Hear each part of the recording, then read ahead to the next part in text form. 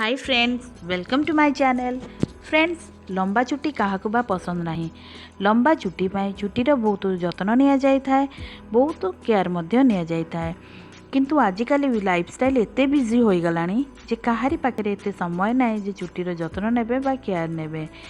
तेणु मु आज आपण मानक पई गोटे सिंपल टिप्स आनी जोटा कि आपण फॉलो करने द्वारा बहुत जल्दी आपण चुट्टीर ग्रोथ होता है। एथिपाई आपको दरकार हेबो नड़िया तेल। नड़िया तेल चुट्टी पाई बहुत भल। नड़िया तेल चुट्टी को मॉइस्चराइज करता है। सेकेंड आपको दरकार हेबो मंदार फूल। मंदार फूल रे विटामिन सी थाए जोटा कि चुट्टी रे हेतिबा ब्रेकेज को दूर करने सहित हेयर फॉल मध्य कंट्रोल करता है।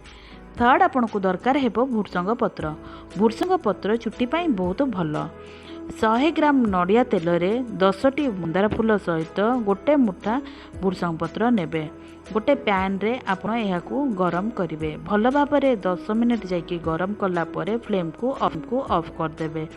पूरा राति आपण एही भली ताकू छाड़ी देबे।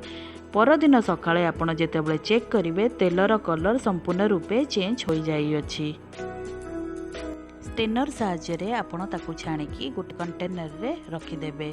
सप्ताह 2 ରୁ 3 थर यही तेल को आपण स्काल्प रे मसाज करेंगे।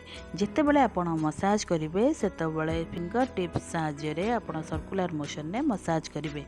यह द्वारा ब्लड सर्कुलेशन मुंडरे होता है, जहाँ द्वारा चुट्टी रे हेइतिबा डैंड्रफ दूर होता है आउ हेयर फॉल मध्य कंट्रोल होता है।